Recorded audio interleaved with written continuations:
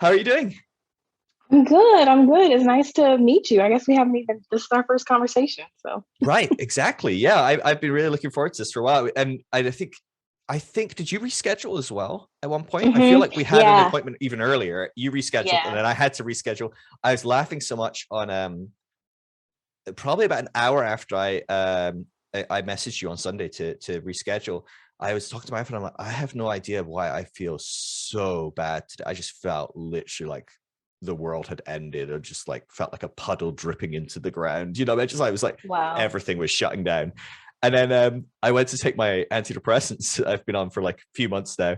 And I'm like, oh, there's yesterday's antidepressants. I'm like, Oh, that'll so do it. yeah, So that'll I do guess they're it. working. Um, Nice. that or Yeah. they introduce a whole new low when you miss them. I don't know. But Wow. Yeah, no, I rescheduled last week because that was the day after the Oscars happened. And I was really triggered, actually. It was right. kind of surprising. I was initially shocked, and then social media was so loud talking about it. There was just so much. I was Yeah. like, there's no way I can have this conversation right now. Right. Yeah. I thought about this last week a lot. And I do wonder if it's because I am in so many more black spaces online, like just trying to expose myself way more intentionally. Um, but it did feel like it was like, whoa, this is blowing up. And I was just like, take a step back. I'm like, people messaging me, and I'm like, really? You think this guy over in the UK, this white guy in the UK who knows absolutely nothing anyway and doesn't follow pop culture, barely knows movie stars, pop singers, why am I getting asked? So I just exited quietly, made a meme for the day about something completely unrelated. But even at that, I have like different websites I follow for like trending memes, and I couldn't find a meme for like 3 days. Every meme was related to the Oscar, and it was just like, whoa, like this is crazy. So yeah, I get it. I mean, Hmm. I can't even imagine what it's like to be in that space as a black woman. All that shit going down. I Yeah. mean, I would just watch Young going, I don't really know anything about any of these things, and I'm like, geez, this is a lot. Uh, Yeah. yeah, Yeah. No, there were so many layers that I think we're going to be processing for a long time. But I think you were right. Like one of the first ones that popped out for me was because I saw a deconstruction page post a meme, and I know that the person that runs it is a white person. And I was like, right. you sure you want to do that? So that was kind of the first thing for me because there was already these rumblings in the deconstruction space of like, really seeing how racist it is. Mm-hmm. And then so that just kind of perpetuated. So I was just like, I'm going to say a couple of things and then I'm going to just chill out for a few days, not be on social media because I'm like, I need to have these conversations in safe spaces where they're not Oh, just big time. hot takes, right? Like where we can actually process what's coming up. Yeah, no, I mean, I notice, I mean, deconstruction space, it feels, certainly this is a conversation I have a constant on the show, is a very white space. And yeah, it feels like there's a lot of people in this space that still have a lot of decolonizing to do. Again, talk about that fair left. I've not released, actually, I just released an episode with Benji from Hey There Benji. Yeah, yeah. And I also have one recorded with Giannis Legata where we literally just talked about Oh, decolonization. So I'm excited to oh, drop that. I think nice. it's next week or something. So I feel like I'm having this conversation constantly, but it's not a conversation we're having enough. And it's Right. actually not going The to be right constant. people I'm having aren't them having the condensed, but conversation. Yeah, no, I don't think it's exactly. yeah. Yeah, Yeah. it's the people that need to be having it that aren't. So, Yeah. yeah. Yeah. Well, and I look at myself and maybe even being generous to myself, saying 2 years, maybe a year ago, I would have seen a funny meme about someone slapping someone and not even looked at race, not looked at anything, gone, oh, that makes a funny meme of someone slapping another person. I can put like God and this or that and pastor or Mhm. something there. And so I get it that some people just haven't begun that work. But yeah, once you start as a white person, I'm like, whoa, I'm noticing this a lot. I cannot imagine what it is to live this your whole life and just watch people with like who just aren't aware, or watch people that are starting it and going, gosh, you have so much still to do. This is so I've frustrating. just started unfollowing a lot, like so Right. that's been helpful for me. I'm like, oh, okay, you're not a safe person. Unfollow. Cool. Mm, yeah. Hopefully, I mean, I'm excited to see more and more Black people, people of color in general, like a lot of people that have generally been marginalized by the church, like seem to be showing up more and more on my feed. And again, I don't know if I've tiptoed into a world that suddenly Instagram's like, oh, here, have some more people. Probably. I Yeah. don't feel like people are just appearing out of nowhere. But it feels like that to me. It feels like suddenly I'm like, whoa, actually the deconstruction space is way more colorful than I thought. And that's exciting to me. I don't know, but again, still a vast minority in a world of white. I mean, Hmm. off the charts. It's wild. Yeah, yeah. I don't know. I just, yeah. Talking to Benji, talking to Janice, talking to yourself, talked to other people over the several months, years now, and yeah, I don't know. I just have no idea what it's like to not look to a stage in church and see someone that looks like me, not be in a Mm, deconstruction space and look at my peers and go, oh, yeah, they all look like me. They're all white, you know, mid 30s or whatever. Like they're all the same person in yeah. one way or another. Um, yeah, it's a very foreign thing for me to even try and empathize and understand what that must be like for you, and everyone out there. I mean, there's a world of people that are deconstructing that are going from one very white space into another. Yeah, and for me, it's less about like looking and seeing people that look like me versus when I'm in community with folks, having people who can truly kind of understand like the nuances or the layers of intersectionality. And so I was actually thinking about that as I was thinking about our conversation and why I'm doing what I'm doing. Because I did come across some different support groups and things like that. And I just thought again how, like, man, I thought I was safe and realized that actually wasn't because of either the microaggressions or just really overt racism that people didn't want to address. Yeah, yeah, yeah. I can imagine that sort of thing. I know for me, and again, so I can only kind of try some weird translation where I try and make a smaller, similar world scenario. But I know for me, you come out of a church that's progressively you're becoming more and more aware how unhealthy it can be, how maybe even abusive it can be. And I know you talk a lot about that sort of stuff. Um, and there's almost this assumption I'm coming into a safe space, and I imagine it's similar and again, obviously your wheelhouse of expertise coming out of abusive relationships. I imagine there's this component of like, oh, now I'll be safe, but there's a real tendency, and not a tendency because it's not on the victim at all. There's a there's just a world of abuse out there, and there's a world of brokenness, and there's a world of systemic problems. Problems feels like a really weak word, but it's just so systemic that it is so easy to go out of one situation and straight into another, to come out of an unhealthy church and go into a place that's healthy in one area but still has 9 other areas that the church has just carried on into this new space. Yeah, especially if you Yeah. don't realize how the systems are at play. And so that was kind of how that really is kind of how my journey went. Like I was like, oh, okay, I'm out of this unsafe situation. And then thinking I'm in another and like, oh no, wait, there's other things. And then I'm doing something else like, oh no, wait. And then so that's kind of what broadened my view to really see like, oh, these things are impacted by these systems of like, I love how Bell Hooks put it, this capitalist imperial no imperialist capitalist white supremacist patriarchy. Mm. And like I feel like that really encompasses like how these systems work to oppress in these different spaces.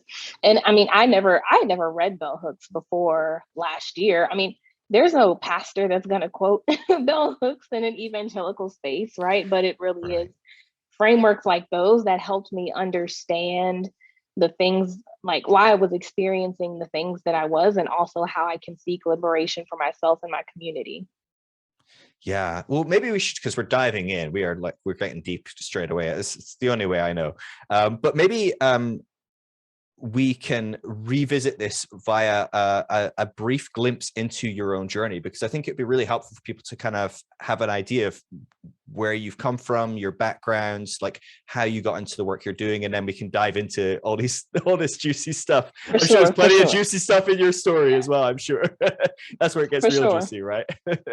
Definitely, definitely. So I grew up in Texas, the Bible Belt, and was homeschooled.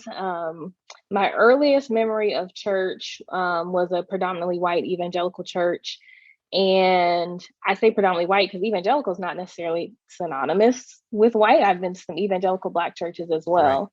Um, but in that first church that I remember, I vividly kind of remember this incident where there was a white girl and one of my friends who I think was Indian, and they were walking and they saw me and they like turned around, and I don't remember exactly what was said, but I just remember experiencing or feeling like it's because I'm Black. I remember telling my Mm, parents that, and I don't kind of remember what really happened after that, but I know we weren't at that church long. So I mean, it's something I may want to talk to my parents about, actually. I wonder what their experiences were at the church. mm, But we went to moved to a predominantly Black church. And so I was probably 6 or 7. And when I was 7, I remember very vividly one Sunday, the pastor holding up this book that he said all families needed to read. And it was I Kissed Dating Goodbye wow. by Joshua Harris. And so that is kind of what framed my upbringing and view in terms of relationships. I'm Yeah. also a rule follower, Enneagram 1, if people are familiar with that. So things, they're like That really book was binary or written black for and you, white. right? Yes, exactly. It gave me the rules. And so I was a really good rule follower. So the rules I learned in terms of relationships, I guess there were three, maybe two rules, three rules, and one kind of foundational assumption that marriage is better than singleness or being single because it mirrors Christ's relationship with the church. And it's really the only way you can kind of experience your full humanity, because you're not supposed to really be a sexual person outside of that Mm, marriage between one man and one woman. So that's kind of the foundational assumption. So that's kind of like rule zero. Rule one is, which kind of was supported by this book or really made up with this book, was, you don't really need to date. Like dating isn't God honoring, right? Like you need to be courting or looking for a spouse. And if the person you're talking to is not going to be your spouse, then you shouldn't have a relationship with them, if they're the opposite sex, right? Because again, it's very hmm. heteronormative. And then so the rule, like explicitly no sex outside of marriage, between one man and one woman who are married to each other. Like that's that's the rule. And Right. then once you're married, you can't get divorced because Mm, God hates divorce. right. So those are the relationship rules I got growing up, and what I understood to be the goal. There was no talk about compatibility or what do I want or what do I need, that type of Mm, thing, because we're only supposed to be wanting what God wants for us. And if the heart is deceitful, right? So if we feel like we like something, then that has to be the flesh, that has to be evil, that type of yeah. thing. So I got really steeped in this theology of just really being a disembodied person, kind of trying to figure out what does God want for me throughout my teenage years. And I mean, I followed all the rules. I was really good at following rules. And I was very loud about it. And I was very judgmental of those who did not follow the rules, because I'm You're a like, great Christian. it's not even hard. Like, clearly, y'all are just wrong. I don't know. Y'all just don't love God. You must not. And so I carried that with me. It's so interesting, and I've been thinking about this recently because there were all these rules about relationships, but not necessarily about career endeavors or that type of thing. So Mm, I've been thinking about, because I'm an attorney by trade, so I've been thinking about like how is it that I was kind of navigating all of these spaces and like going to these higher and higher levels, and I think like, oh, capitalism. Of course, like of course it's like mm, fine, of course God honors that endeavor, that pursuit, right? Um, right. that's kind of an That's aside, but I've just interesting. been thinking about that recently. Um, so anyway, I go through college, and even in my adolescent teen college years, I didn't really date. One, because my dad didn't really allow it. Like, it just Mm, wasn't a thing. And so in my pursuit of honoring God, to me that looked like honoring my parents and their rules. And so it just, there was a kind of a shame attached to it. I remember an incident that happened. I think I was 10. I was in public school for a year because my mom wanted, she was a teacher by trade and wanted to go back for a year. So instead of homeschooling us, we went to a public school where we lived in the Dallas area. mm. And I remember this incident where one of my classmates, a boy, called my house and asked to talk to me, but apparently he disguised his voice and like said he was a girl. I didn't know that, or I guess maybe I knew that. And I, when I got off the phone, my dad was like, "Who was that?" And I told him. He's like, "You had a boy calling this house? You don't never need to have that." And it was just, it was so over the Oh my top. gosh. And so that, I mean, that was probably 22 years ago, but I remember it Right. so vividly. And And you're that is 10 at this time, right? yeah, Because there's this weird dynamic as well, right? I mean, you're talking about like purity culture, like a state goodbye, all these things, but like at the age of 10, like the whole like fathers being scared of their daughters thing, like, like, like I like, it's weird, it harkens to possession, it's all sorts of unhealthy stuff.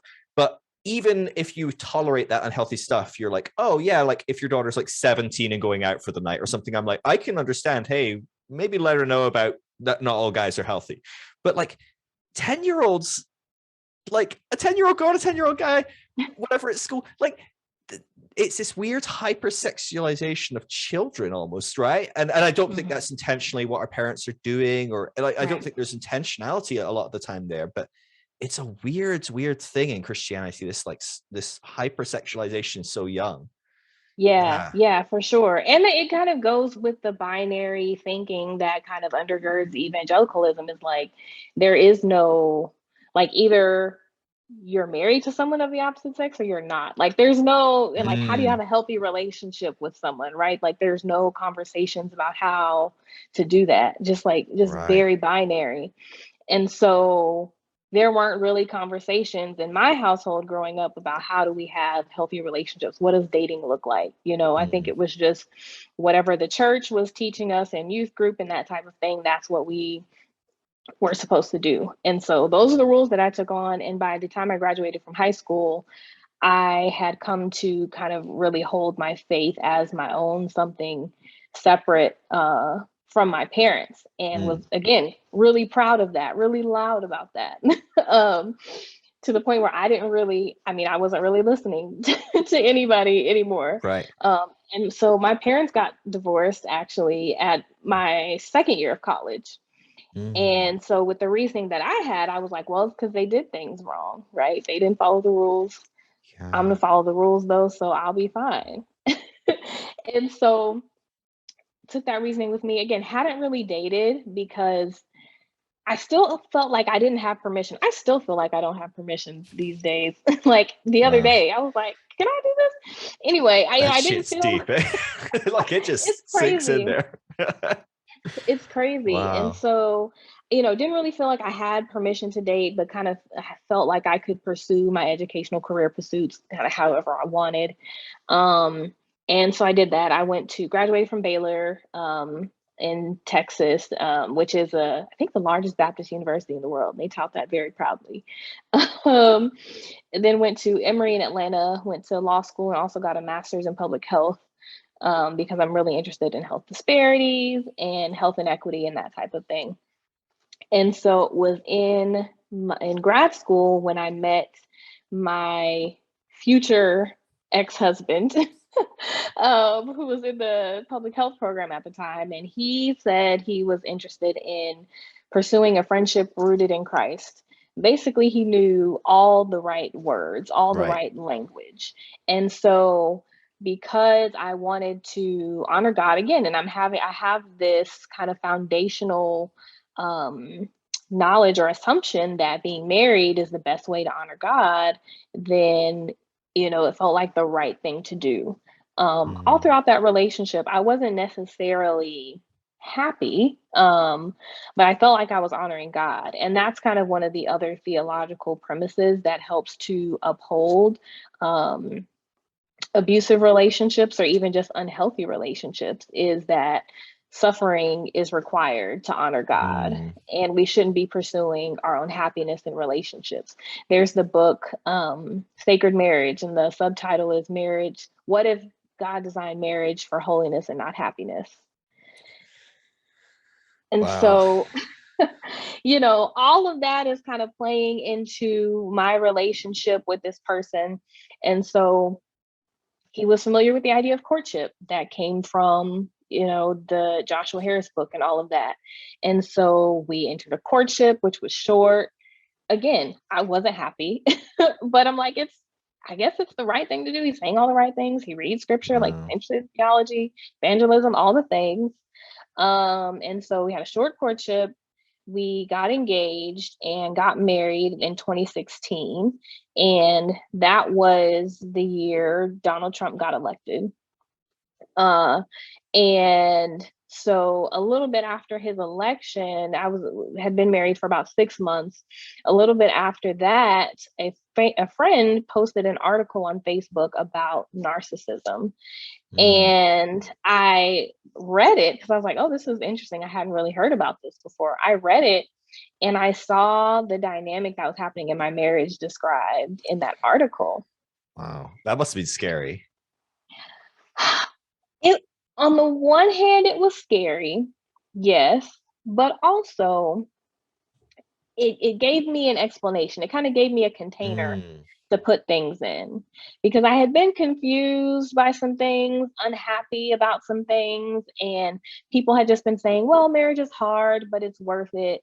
And so I'm like, okay, I guess this is the hard part. But finding this explanation gave me a container to put things in. Um, Interestingly enough, though, and of course, I couldn't just read secular articles about it, right? I had to find right, of Christian course. articles. Worldly stuff. They're just out there to break up marriages, right? That's their goal. Exactly, because all of the articles I was reading were saying that you'll never be able to have a healthy, happy relationship with someone with that Mm, disorder, those that exhibits those characteristics. And so I kind of had a visceral like rejection of that line of thinking, because I thought God could do anything. mm, And there's no person that God can't change. And so I'm looking up, because I had discovered in the course of me kind of doing that research that the dynamic that was happening could be called emotional abuse, or mm. spiritual abuse. So I was Googling, like, okay, emotional abuse in Christian marriage, emotional abuse, like Bible. What does the Bible say about this type of Right. thing? And just got all really like convoluted things that ultimately just said, pray and trust God, and you're being sanctified in your marriage because marriage is hard. And, we're sinful individuals. And of course, things aren't going to go right when you're trying to partner with somebody who's sinful. So you need to pray for your spouse, that type of thing. And I'd also reached out to, we were in a small group at a church at the time, and there was a couple who were biblical counselors. So I'd reached out to the wife of that couple and told her that I thought the marriage was abusive. And Mm, she dismissed it pretty quickly and said, well, abuse is wow. just sin. And how do you treat someone that sins against you? So she took me to some passage of scripture and was like, well, this is how you treat someone that's sinning against you, even if it's your spouse. And so I tried to do those things. Also, at this time, I was taking the bar exam to become licensed as an attorney. And at the time I made that discovery, I was preparing for taking it the second time because I failed the first time, which was during my engagement where I wasn't Oh, wow. happy. So, along with saying, okay, I'm going to pray, they say marriage is hard. I did all the right things. I followed all the rules. We did all the things, premarital counseling, all the marriage enrichment, we did all Right. the If things. anyone So, deserves the God ordained perfect marriage, right? You've been ticking that box for years here. right, I did all the things. So I'm like, when is the magic gonna happen that like magically smooths over the situation and makes it a fulfilling marriage, because that was kind of always the promise, even though Mm, we were told, okay, you shouldn't be pursuing your own desires, you should be pursuing what God wants. It was still ultimately in pursuit of having a happy marriage and happy and fulfilling life, right? Because somehow mhm. magically what we want is supposed to align with what God wants, and then everything is supposed to fall in line, and then we'll be all good. Yeah, and there is like I was talking about this with someone the other day. I can't remember who, but there's this weird underlying current in Christianity that is marriage is success to some degree. I mean, they've done studies on this. Like they've shown again and again and again that Christians believe that single people are second class citizens to married people. Like this is shored up in a lot of data. King's College did a really good study, and they found that 97% of women in the church believe that being single is worse than being married. 97%. But men, what was Wow. interesting is I think it was 73% of men thought that being single is worse than being married. So it's still there massively, but it's a significant difference. But yeah, it's that thing of like, well, you know, like you shouldn't be pursuing marriage, you shouldn't be focusing on it.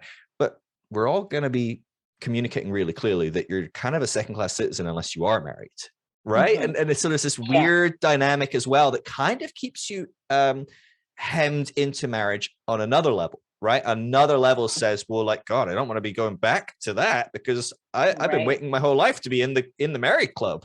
um Right. yeah, it's a weird kind of dynamic, the whole you shouldn't be focused on getting married, but also we kind of glorify it and we look down on anyone that isn't, in the same Right. way that we Yeah. then do with kids, or that we, you know, like there's so many tiers here that people Mm-hmm. just are never quite where they should be, right? Yeah, well, and especially women, right? I Yes. mean, because it's so patriarchal, and that's like you say weird. I'm like, okay, patriarchal. To me, patriarchy like Yes. that explains why that is. Because for so long, women really couldn't access everything in society without being married. Women had to be Right. married to really have any chance of survival. I mean, even up until I think it was the 70s here in the US when the Fair Credit Act was issued that stopped banks from discriminating against women in terms of Yeah. issuing credit and mortgages and things like that. So that's fairly recent. Yeah. Oh, big time. Women have been property for a very long time, and taking away that language does not take away the systems that see it. Right. Big Right, time. exactly. And really around that time is when you kind of see the rise of this brand of evangelicalism. So it's almost as if that was kind of put in Mm, place to keep those same systems in place, even when the laws couldn't uphold those ideologies. mm. Yeah, that's really interesting. I hadn't thought about that kind of overlap, but that's so, yeah, that's on the money, I think. We kind of see that too with how the evangelical church talks about abortion. It kind of changed around that same time, right? It hasn't Mhm. always been the same. People say, oh, life begins at conception. The church hasn't always thought that way. Right. So it's interesting when you look at the systems and you kind of follow like the power dynamics, you can really Yeah. see like when the church or evangelicalism kind of stepped in to play those roles Yeah. of oppression. And of course, that's a huge overlap. I mean, all that moral majority of abortion and women's rights and stuff, huge overlap with the primary topic on the table at the time was integration, right? It was Mm-hmm. all race, right? Even deeper than women being property, even deeper than the rights of a baby or a traditional family. It was, we cannot tolerate that this is becoming an integrated society. We just don't want Mm-hmm. that to occur. Mm-hmm. And in some ways, the whole, well, can we go back to treating women as second class citizens was more palatable at the time, which is, you know, like, yeah, how you pick and choose what's more palatable or not. But Right. apparently, on some level, these were topics that we could still get away with. And so we're going to subjugate Black people by subjugating women. We're going to subjugate Black people by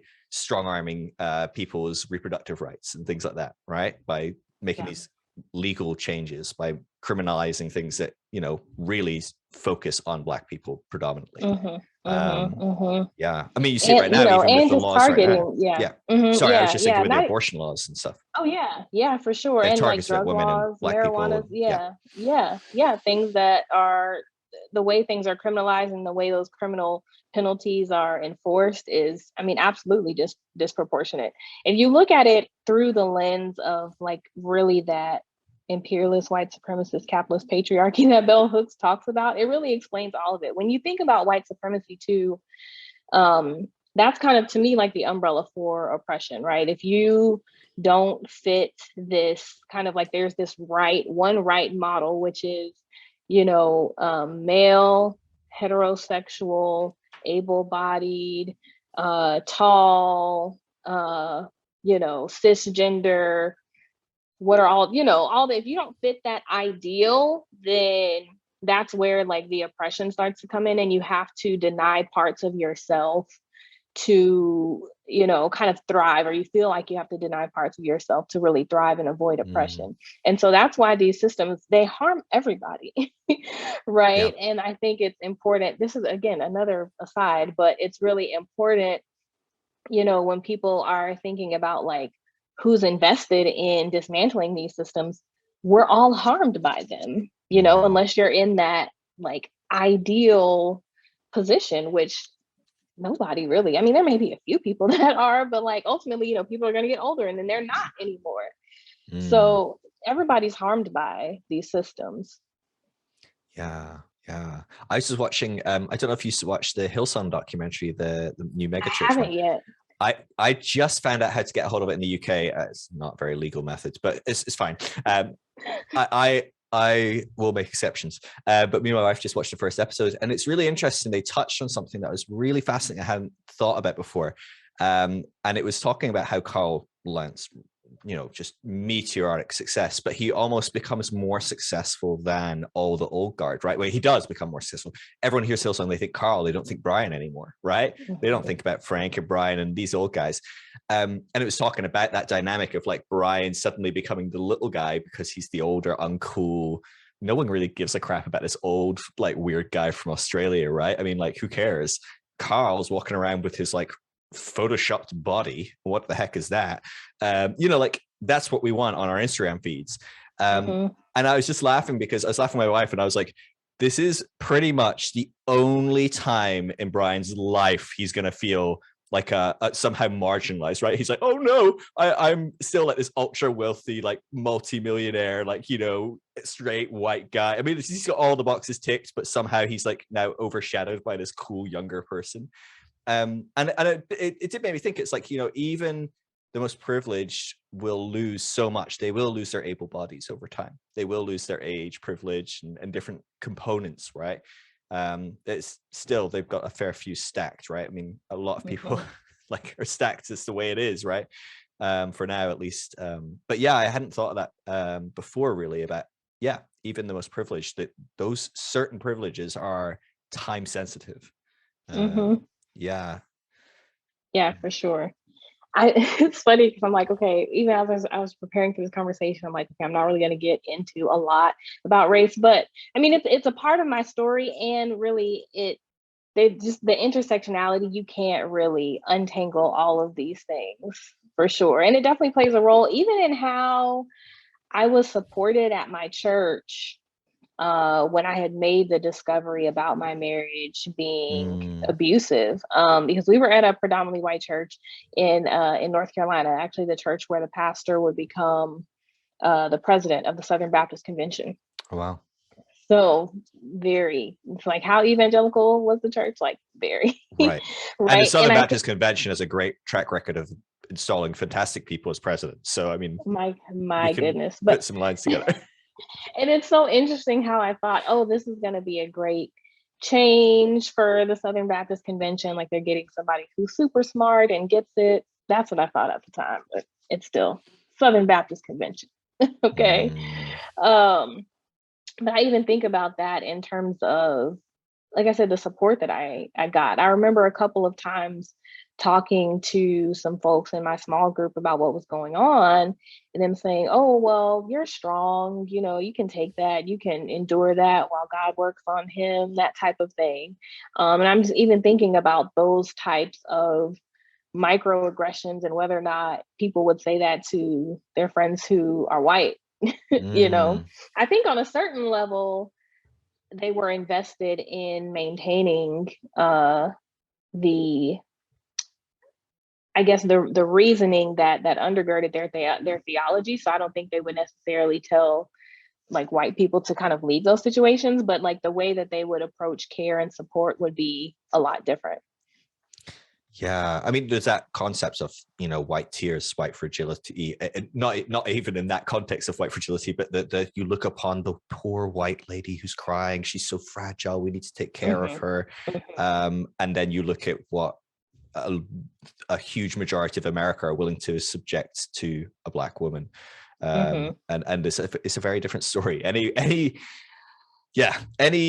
able to remove some biases from the table can quickly see that these are different experiences. Yeah. Yeah, not everyone is able to remove those biases from the table, of course, but at least not easily or without a lot of work. But yeah, so let's dive into this a bit more, because I'm so intrigued that, I mean, this is a common thing that I speak to people day in, day out that are going through deconstruction. And I speak to a lot of women, and to a lesser degree men as well, because quite a few men are in very abusive marriages as well themselves, and suffer from that.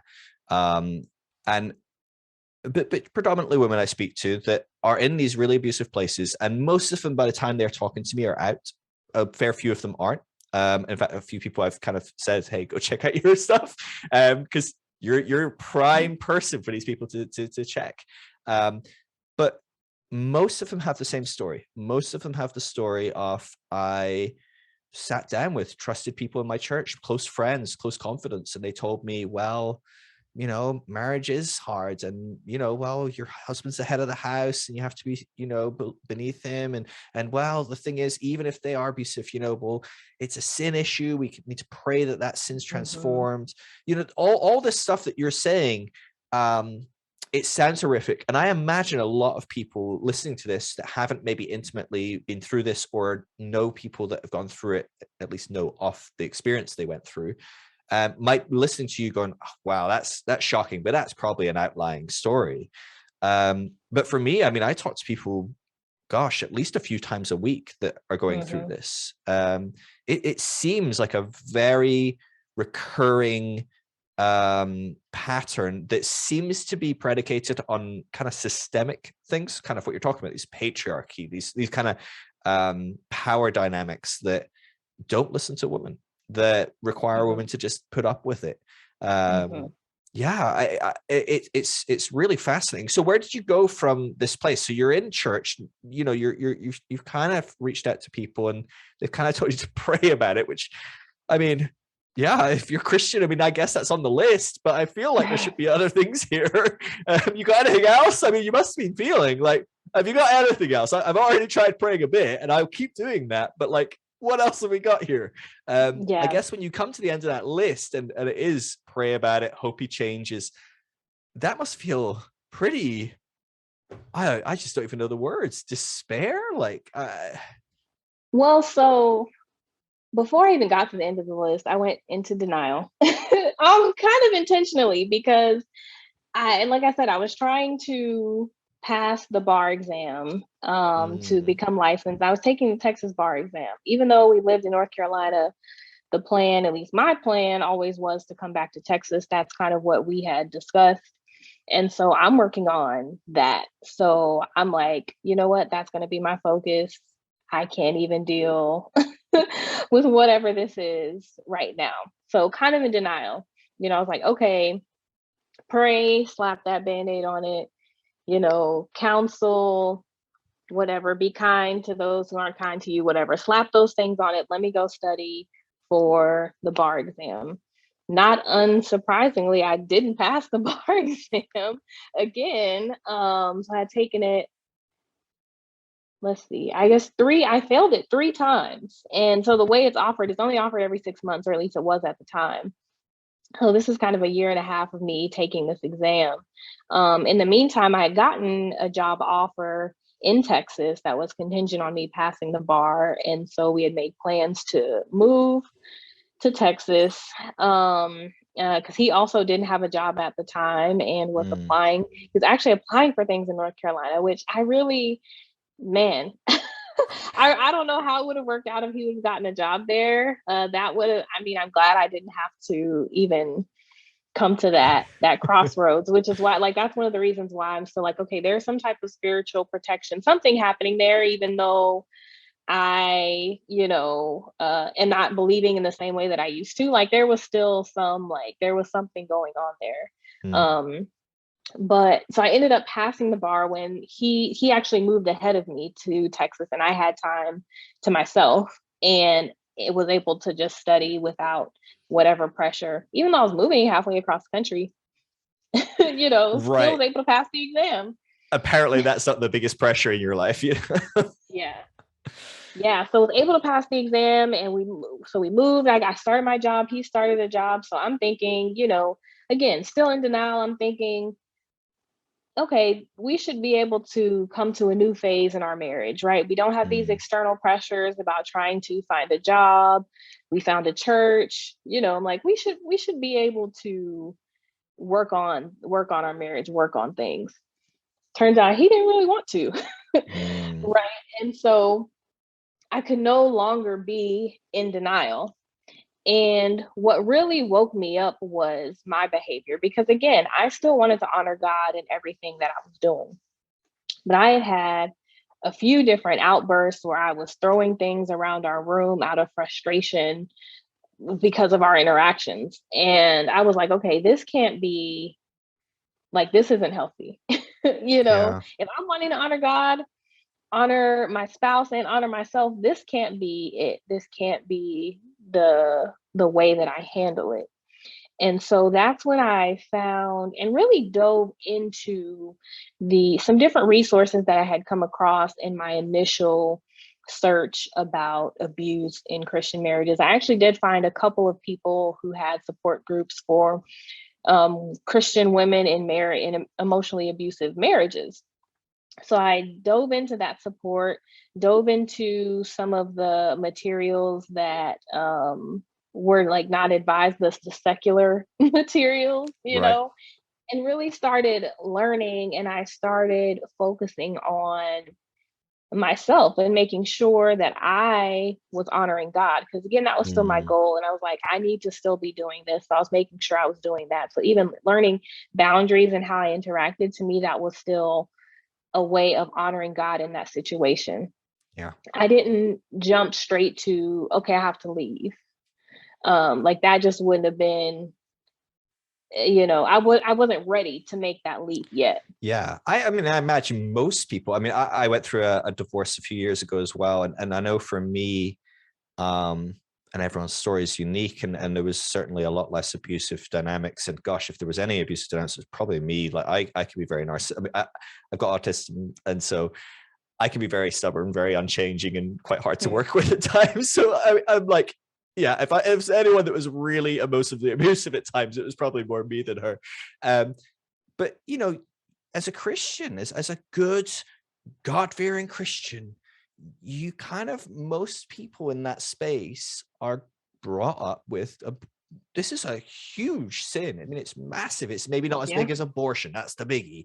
But like divorce is a big one. It's a really big one. I know churches that don't let divorce people like kind of like hang around. And if they do hang around, they're certainly not in leadership. They don't get to really say anything from the front. Everyone kind of looks at them That's sideways, like, I'll get to that part of the story. right? That's definitely my story So, as well, well. yeah, Yeah. right. I mean, yeah, I'm sure we can both have had moments there. And I've lucked out massively in a lot of ways. But, as Christians, they don't really consider it. They are going to fight this as hard as they can. Um, yeah, I guess.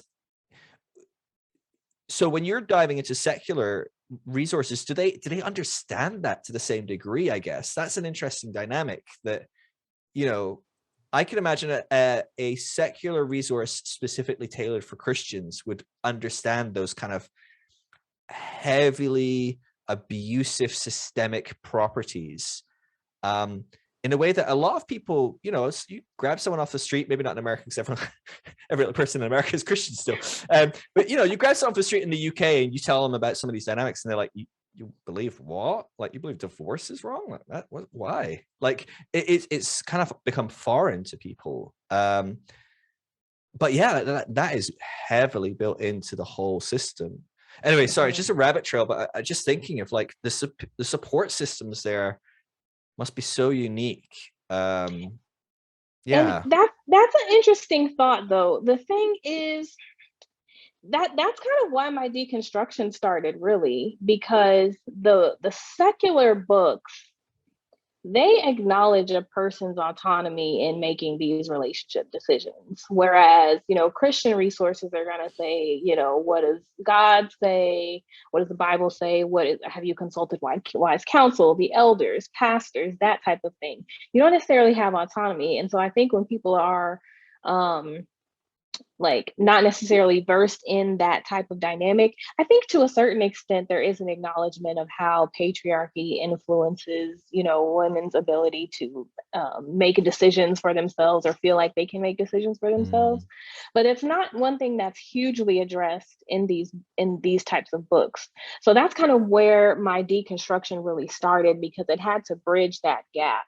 And so one of the things that really kind of freed me up, one of the very first things was a lecture, I think, from Bob Hamp, who's a counselor who has experienced his own abusive marriage.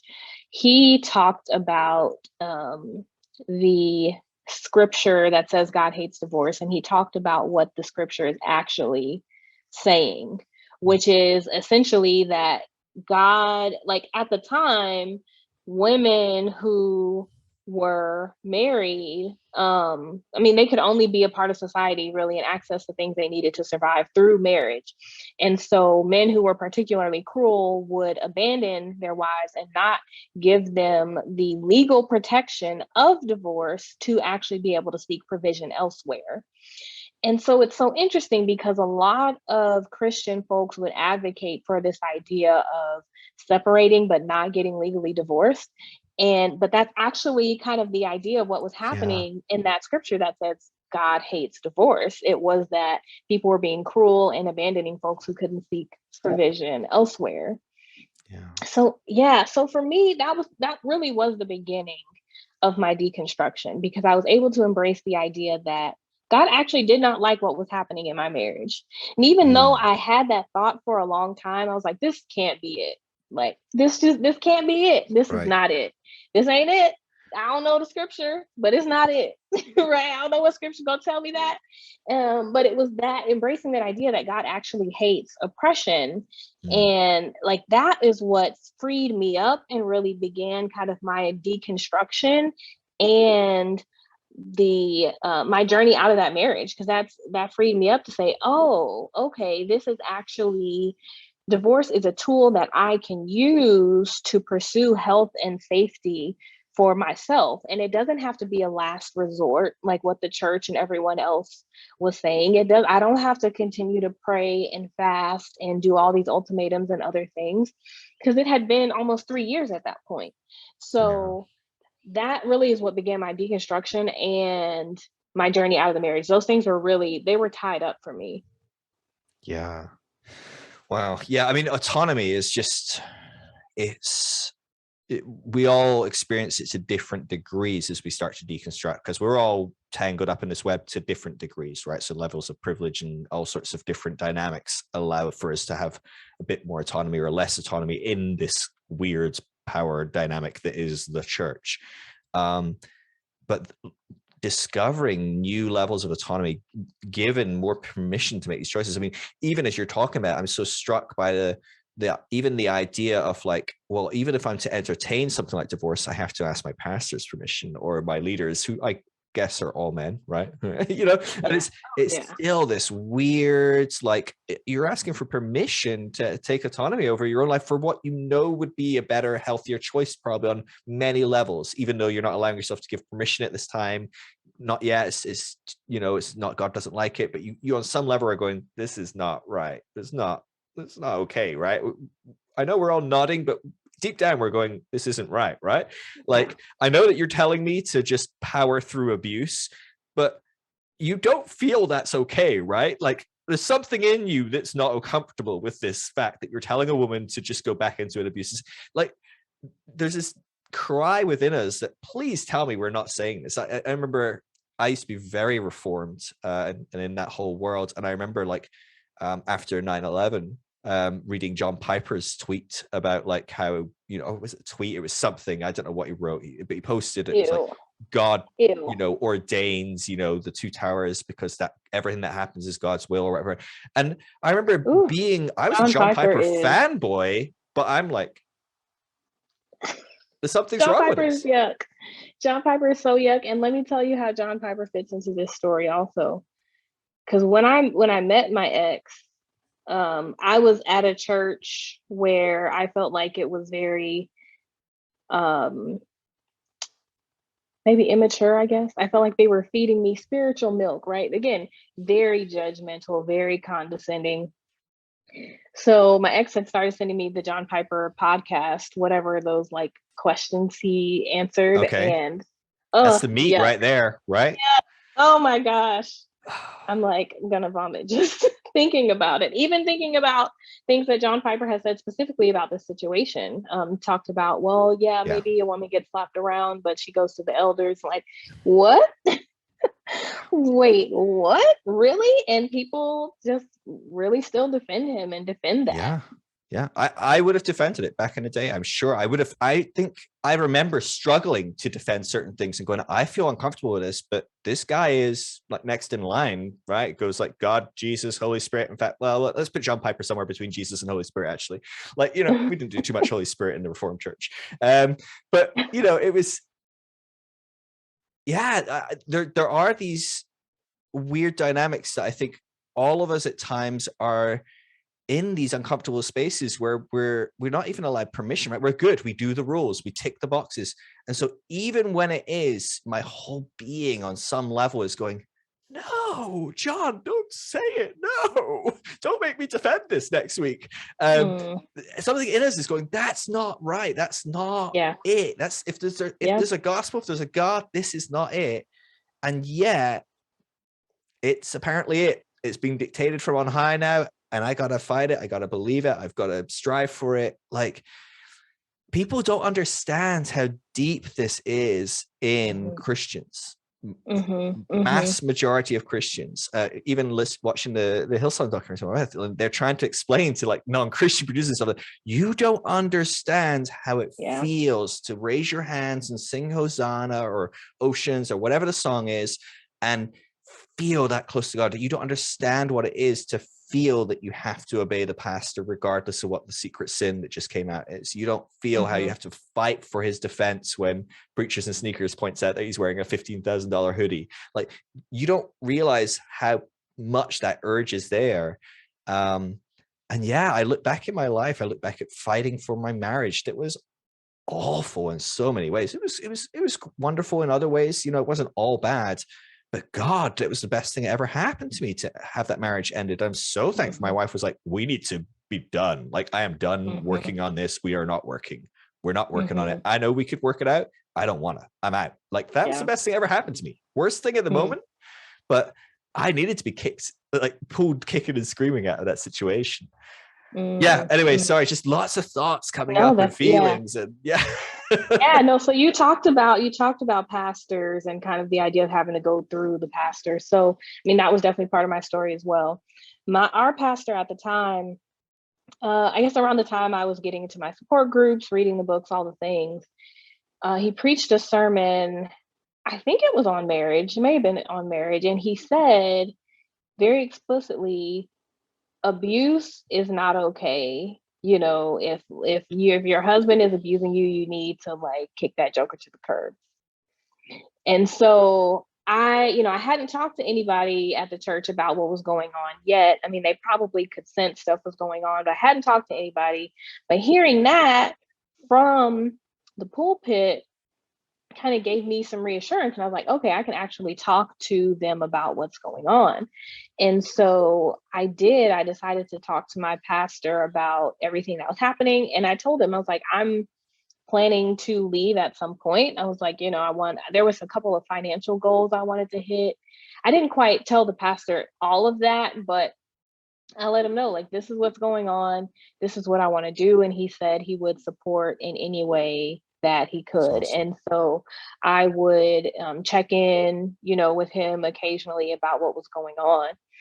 And so Interestingly enough, me learning and implementing boundaries and just taking care of myself. I mean, there's the last few months of my marriage was actually pretty peaceful. I think it's because, I mean, ways my ex was trying to interact with me, just it just didn't work anymore, to the point where Mm, he initially ended up moving into our guest bedroom. I'd gotten sick, I'd gotten a cold or something, and he moved over there and just stayed. And I asked what happened, and he said, well, it's just easier. So I was like, okay, but I was doing my thing. I was taking trips without him because he had kind of demonstrated he was going to ruin special occasions. So when my family was doing different things, I would plan without him. I would say, hey, do you want to go? And he'd say, well, maybe I could go for a day. I'm like, okay, cool. I'll drive separate. You can do your thing. I'll see you when you get there. Not trying to even make any plans with him, because that was just mm, easier. I had to let go of what I thought marriage should be, which was, planning and doing things together and spending time yeah. together and like coming to agreements, that type of thing. I had to let that completely go. And when I did, it was so freeing. And I think he could see that. So ultimately, he ended up moving out first. um, Wow. Before I even, like I haven't said anything, and he ended up moving out. I'll have to tell you the whole. Let me just tell you the whole story around it, because we have time. Your Go for it. podcast Yeah, is yeah, absolutely. We're good. long. So, my godmother was coming to stay in all. We were living in Austin at the time. My godmother was coming to visit for South by Southwest, which is the big like music and arts festival that happens. And so I mentioned it, but I wasn't really kind of asking him or planning with him or anything. But I mentioned that she was coming to town. Apparently, he didn't get that she was going to be staying with us. And so when the day she was coming in, I asked if he was going to be there when she got there. And he's like, wait, she's staying here? I was like, yeah. He's like, okay, well, I can move my stuff to, back to our bedroom. And I said, no, she's going to stay with me. You're fine over there. That's cool. And he just blew up. He said, well, you're putting our business in the street. Can't believe you would do that. Mm, That type of thing. It was a whole thing. He was like, you need to, well, I'm just going to stay somewhere else and not tell you. And it's like, wow. okay. So there was a big component there of him needing to still appear that everything was good. Yes. Yeah, Ah, yeah, yeah. fascinating. And so I guess, her staying with me and knowing he wasn't in there would be, basically outing him. Yeah. Although I'm not sure why he didn't think I was already be talking to her about what was going on anyway. Right. But, kind of him knowing that and seeing that, I guess was too much. But that Yeah. was a Saturday night. The next morning I wake up and I see some text messages from him, like, if she doesn't leave, I'm going to move out. And then he sends another one. It's pretty erratic. And I actually put the screenshots. I talk about my marriage story on my blog. And so I have the screenshots of these messages on there. But there's some pretty erratic messages saying, she needs to leave. Actually, I'm just going to move out. I'm going to go to church. I'm going to go to evangelism. And then I'm going to come back and move out. So I was trying to reason and say, okay, can we talk about it? Because I had already kind of had, like, I was ready. I Were had you had like my sitting plan. thinking like this is perfect? I don't have to do. I was planning to have a Yeah, hard conversation, but here we go. yeah, no, I was like, cool, because I'd already been talking about people about places to stay, for me. So I was like, okay, cool. Well, I can probably move out in a couple weeks. And he was just very resistant to saying he was gonna even try to talk to me about it. He said, well, this is my decision alone as a man. You can't tell me what to do. Just tell all the Mm, battered women you talk to. Just like a lot of that wasn't working with me at all. So he ended up moving out. And that kind of started the process. At that point, I got my pastor and an elder involved in the conversations to kind of be copied on any emails or be involved in any conversations that we would have. One, as kind of a mediator, but also just an audience for my ex to cooperate, right? Because he still mm, wanted like that appearance and like being yeah. seen This as is the like the lawyer in good you, right? husband. You know what's up. You got some good skills. You got some good strategies here. Yeah, yeah, maybe so. Although I'm pretty sure I had these strategies without the law degree or license, but I mean that definitely helped. So they were involved in the conversations and that type of thing. And of course, he came back and apologized and said, "Oh, I'm so sorry, I shouldn't have done that. I, didn't honor you as God would want me to." Those types of things, obviously, again, using the language and trying to make himself appear a certain way. But he never really proposed any type of idea for us to actually reconcile. And whenever it came time to actually have a conversation, he would sabotage it in one way or another. Let's see, so I got ready to move out because even though he had moved out, I did not want to stay in the apartment where he had access, because one of the dynamics with abusive relationships is that ending the relationship is often the most dangerous time. And so even though physical abuse had not been a part of our marriage to that point, I wanted to make sure that it wasn't going to be at all. Yeah. So a couple things I had to do. One was kind of keep my cards close to my chest and act like I was actually considering reconciling. In my conversations with the pastor and with my ex, I had to kind of make it seem like I was weighing those options.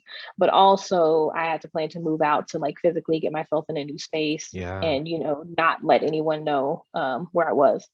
My family was super supportive the whole time. They had been supportive of me the whole time. They were always team Daphne. They always, pretty much when I called them, they were like, "What you need us to do? You need us to roll out like what surveillance? What you need us to do?" And I was like, stand down. That's Think I amazing. got it. Oh, it's great. It's great. I mean, and they knew, they tried to tell me even before I got married what was going on. But again, I was in a space of being so arrogant and thinking I have this perfect relationship with God and I'm doing all the right things. They didn't do the right things. So how are you going to tell me what to do? That Hmm. yuck. but that's where I was. But they were always there supporting me. So it was really great to have them in this process. So I ended up filing for divorce officially after a text message exchange with my ex. He'd asked me about something I posted on my page, and I guess he thought it was referencing him. Oh no, it was something that I think I shared something and it got deleted. And so, kind of, if somebody shares something that's deleted, you just see like, oh, you can't see this post right now. So Right. he He's was like, sharing well, stuff did you behind his block back me? or something. Or Yeah. He's like, did you block me? And I'm like, first of all, why are you asking me about this? Like, you're acting like you're trying to reconcile with me. You moved out. Why are you talking to me about a Facebook post? But also, if I blocked you, you wouldn't see it. right. but then so I said, let me just actually block you so this is not going to be a thing.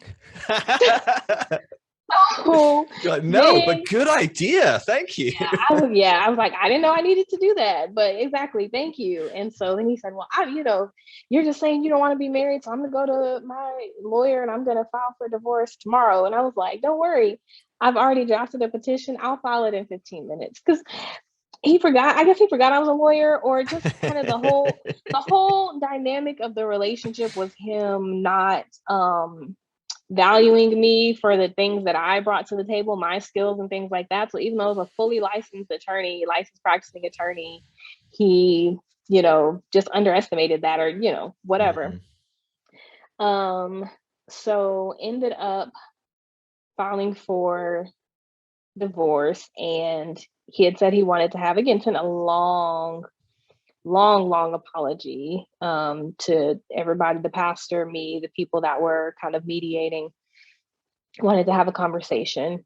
And I told the pastor, I said, hey, I'll have a conversation that is focused on him understanding what he did to get to the marriage at this point and understanding what he needs to do if there needs to be any chance of reconciliation.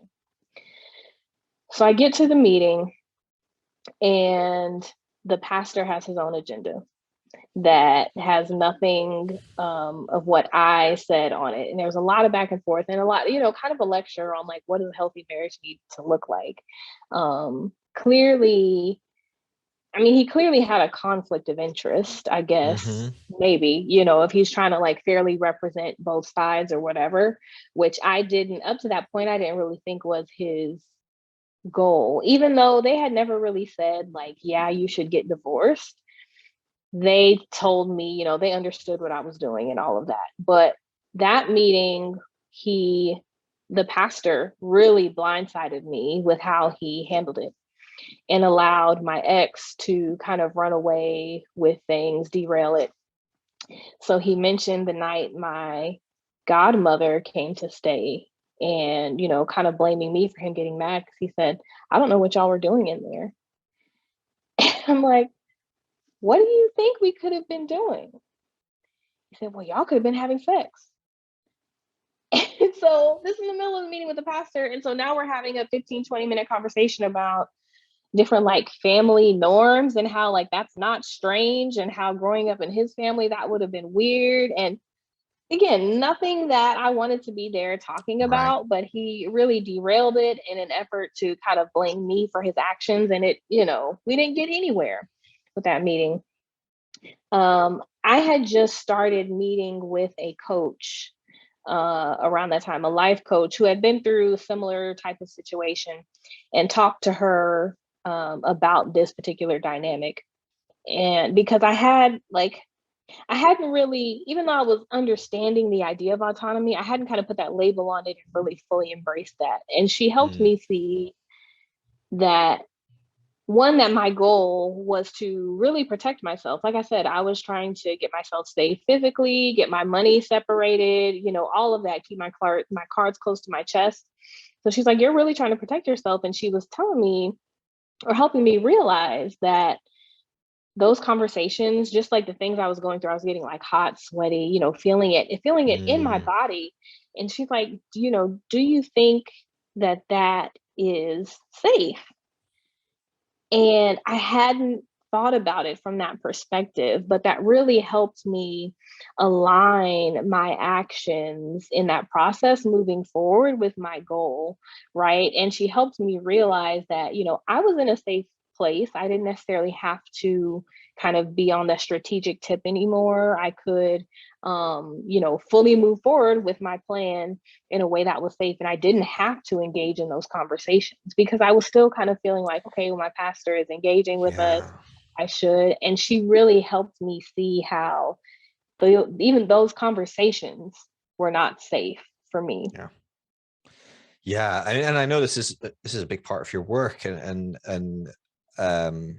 I speak about this often because I just cannot underline it enough that I think Christian, quote unquote, Christian therapy, Christian marriage counseling, Christian X, Christian Y, whatever, Christian Biblical music, right? anything. If you're a Yeah. good musician, don't call it Christian music, right? That just says you're not a good musician, right? If you are doing therapy and you need to say you're Christian therapy, it's like, let's just double check your credentials here, right? Like, can I just check that you actually are a therapist here? Yeah. That's And this is it actually, with yeah, the I was gonna say, pastor, right? A pastor who's sitting down to give you marriage counsel.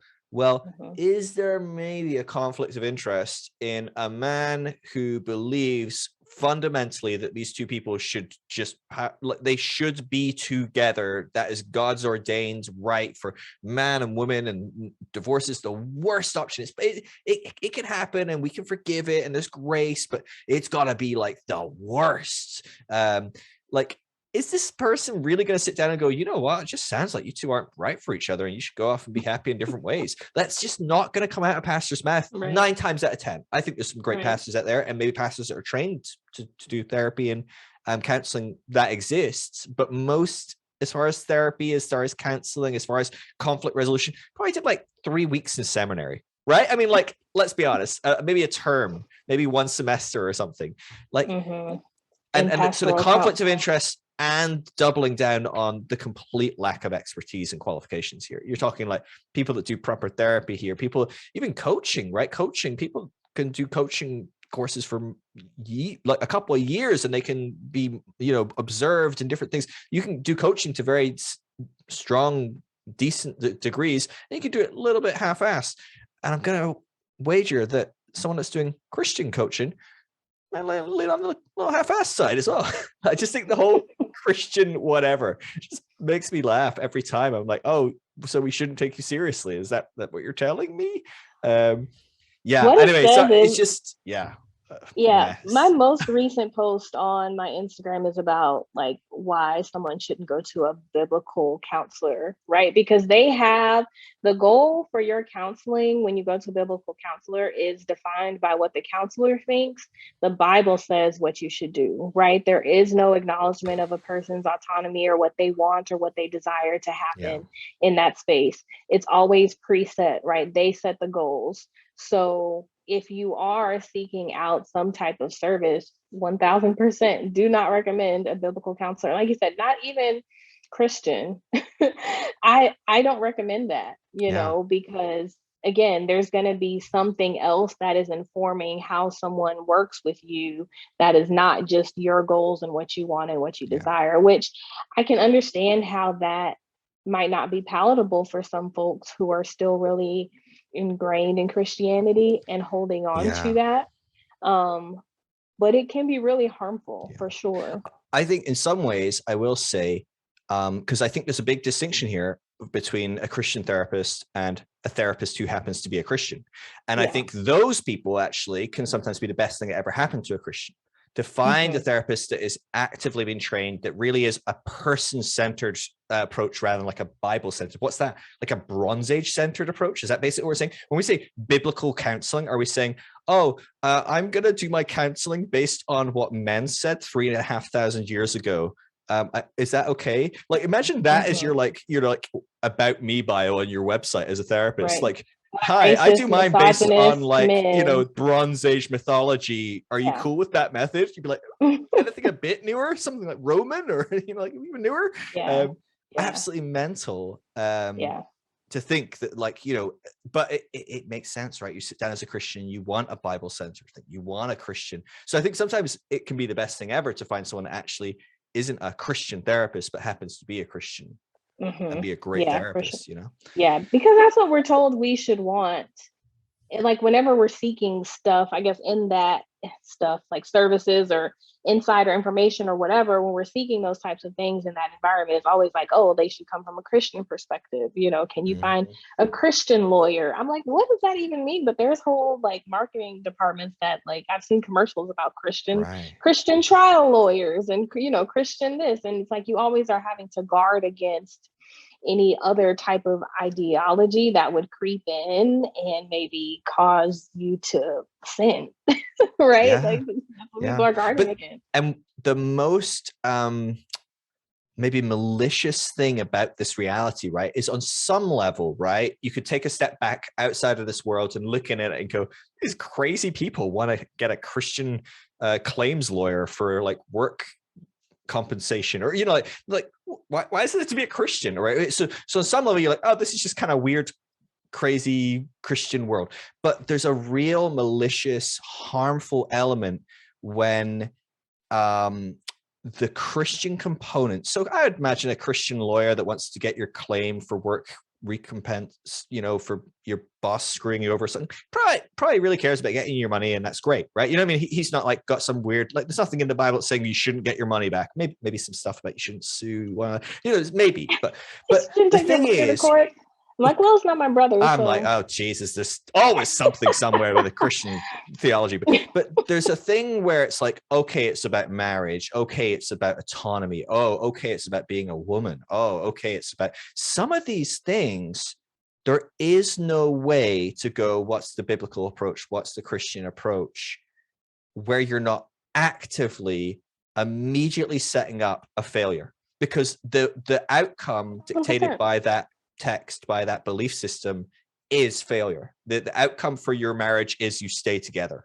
The outcome for this abuse is you put up with it. The outcome for whatever, right?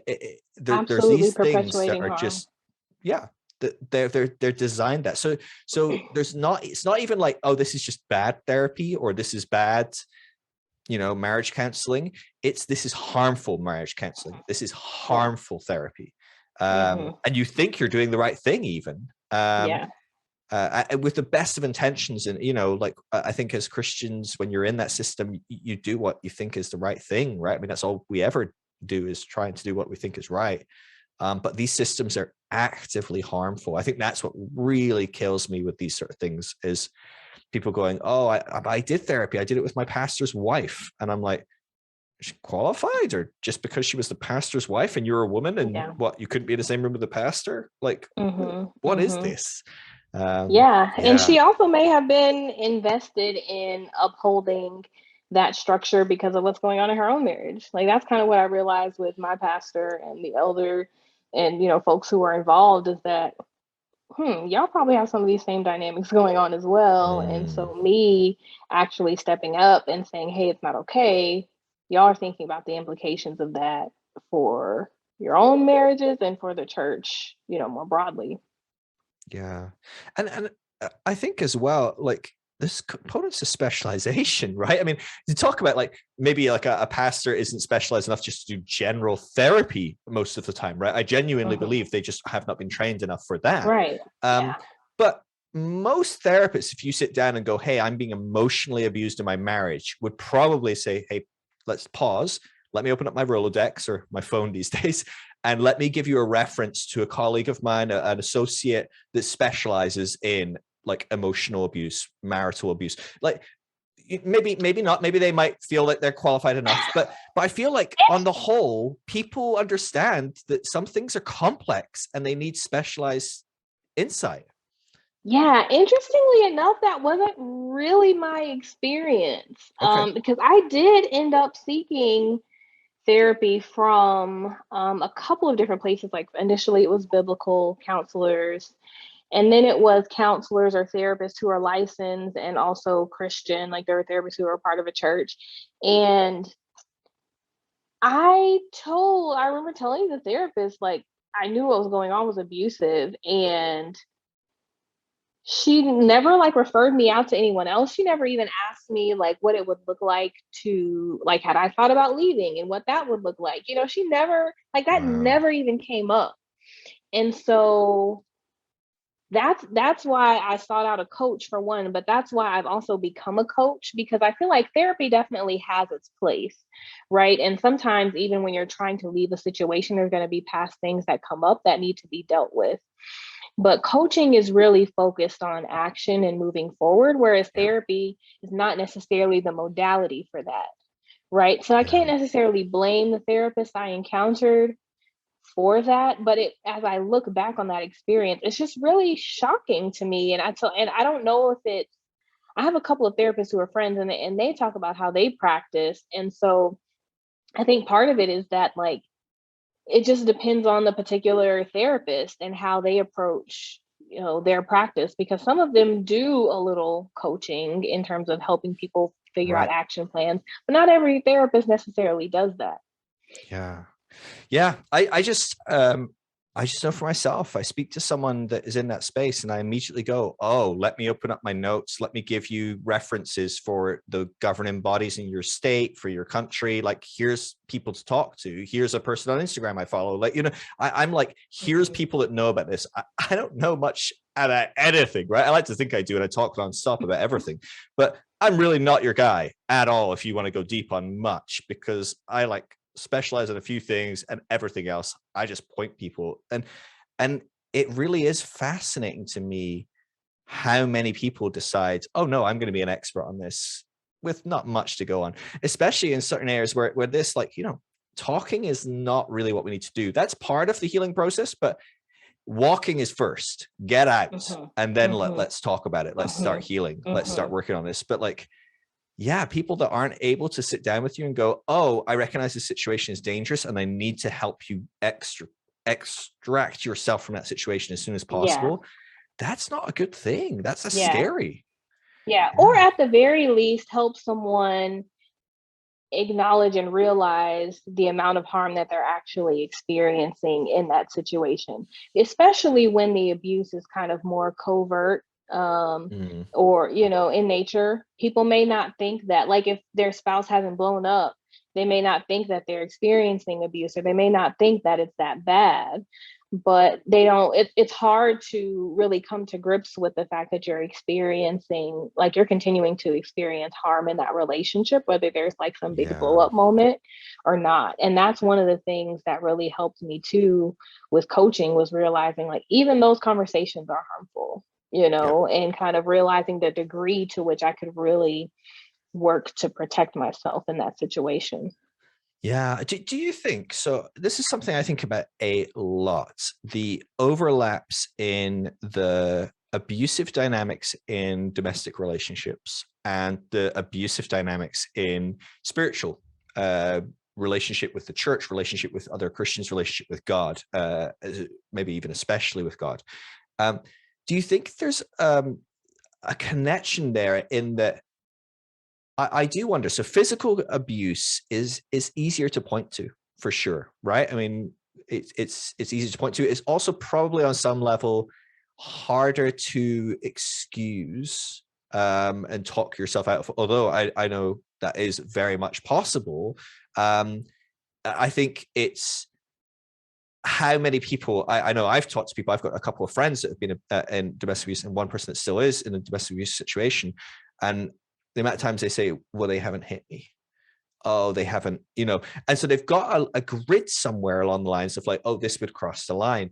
And I do wonder with how much doesn't cross the line is so parallel to what we accept from God, what we accept from our pastors. Those two spiritual figures in our lives, all often, certainly God and maybe often our pastor, are deeply narcissistic and heavily abusive emotionally a lot of the time. Certainly, if you're maybe in the John Piper world, yeah, big time. God is a narcissistic psychopath, right? But he doesn't hit Yeah. me, right? Or like it's like, wow, like, but he loves me still, really, or but behind Jesus, he sees me as good. Or do you think there's components there?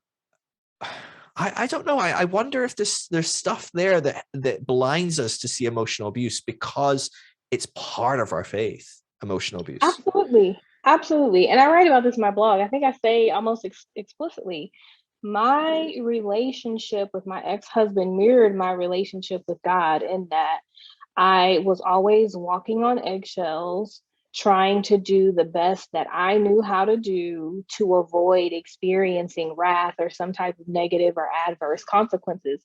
And that was also based on unclear guidelines and changing goalposts, right? It's like we don't have clear Mm. instructions in the Bible, but we know that God is love, but God also killed God's own son. And so, how do we avoid that type of violence? And continually walking on eggshells and in this place of deference and not really being able to be our full selves in relationship with God. Like that was the same dynamic that I Yeah. experienced in that relationship. And so it really is no wonder. You say you come across that all the time, and it's no wonder why, because we're taught that we should have a godly spouse. And so if that's the idea of our relationship with God, if we're consistently walking on eggshells trying to figure out what God wants to just avoid consequences, right? And having to hide things and not be our full self, that's what we're gonna look for in a spouse. So like that's in a church, in a pastor. Yeah. Yeah. It's scary. It's really, really scary. Yeah, because when you break down some of those theologies, I think someone did. I mean, it's a couple of years ago. I saw it now, but like someone like posted like is this a domestic abusive situation or a Christian worship song? And I thought this is hilarious. Like, I mean, it's so funny, but mostly funny because of the deep trauma I have lived now. Like, and I'm just like, oh shit, like wow, you're really bringing up some shit. But I'm gonna laugh because that's all I can do right now. Right. But you look at these things and you go, oh wow, that's terrifying. And that's in us, right? That's systemically bred in us, right? I mean, from young Mhm. ages we are told this is how it works. We're from young ages we are told to look past these attributes in our leaders, in our pastors, in our fathers, in our whatever. And we're Mm-hmm. certainly told to look past it in our gods. Well, why did he kill all the Canaanites and even the little kids and babies and dogs and cats? Like, well, God's ways are not our ways. I'm like, what kind of shit Ooh, that's excuse is like that? Like, Jesus, that's some gaslighting, bypassing shit right there. Like, are you that's kidding the me? wild card. That's like the Joker, like draw, or not the Joker, but the Uno like wild four. Like when you don't Yes, have anything else, you play that. Like bam. you can play that on Oh my anything. God. Yeah. It, yeah.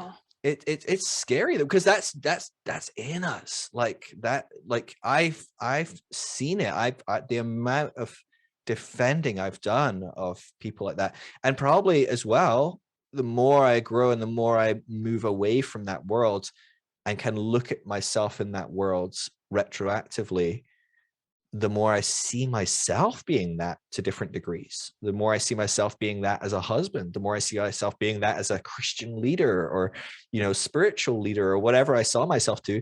And the more I wonder how much is that maybe creeping into my day to day as a husband now, as a friend now, as a person online. I'm trying to help people. And do I let any of this narcissistic stuff creep in? It's scary because it's deep, right? It's like you're saying Yeah. with the dating thing, right? At the beginning, Yeah. right? It's like that stuff was hammered into me from 10. It's Mm-hmm. deep, right? That's It's deep. It's decades still of there. I'm neural like, am I allowed to? pathways. Like, who do I need to ask for permission to go on this date? I don't. Am I allowed? Is somebody gonna chaperone? Like, I don't know. The Yeah. thing is, it's deep, and it is scary how pervasive it is. But what I have seen and what I'm really glad about is how even just that the one realization for me of realizing or even thinking that okay, it's okay for me to think that God actually doesn't like oppression. How that one thought led me to this space of finding others who have been saying that, right? For so long, like womanist theologians have been talking about this idea, and James Cone has been talking about this in the idea of liberation theology. Like, people, there's other ways to think about it. Yeah. Right? Like, that's not the only way. And I know when you're in that space, it feels like anything different is going to be scary and crushing. But when you realize that believing that is already scary and crushing, it's Mm. like, okay, where's my path for hope? And that's ultimately what it was for me. I was like, I can stay in this marriage, try to honor God. People at my church would probably be happy, whatever. But I don't see hope. Like, if I end this, there's the possibility for hope and Mm. having a healthy relationship, ultimately with a spouse, even with God. When I initially got divorced, I hadn't done deconstruction to this level. And so my plan was to continue to go to the church, the same church. I was on the worship team. I had been singing in church for a long time, since I was really young, and was on the worship team, had taken a break while everything was going on. The pastor had like asked both of us to kind of, step down from serving while all that was going on. So once I got divorced, I was like, okay, cool. Like, I'm good because for me, like the worst of everything was in the marriage, and Right. so I was like, I'm ready to jump back in and serve on the worship team. And they were like, hold on, wait, like we need to make sure you're okay, and we don't know what that would be communicating to the congregation if you're on the stage. If you wanted to still help like pack up the kids area, you could do that. But being on the stage, that's different. We don't know. We don't know how you're doing. Even though I'm saying I'm fine. Right. You don't know how you're doing. I'm like, but you knew how I was doing when I was in that marriage, and y'all still Right. let me sing You in love me church on the every stage at that Sunday. point.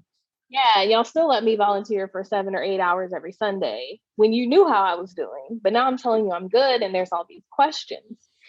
And so that is what prompted this newer or deeper level of deconstruction for me, because I was like, oh, even though I have this new level of freedom and realizing that God actually cares about me not being mistreated in this way, the people I'm in community with don't believe the same thing.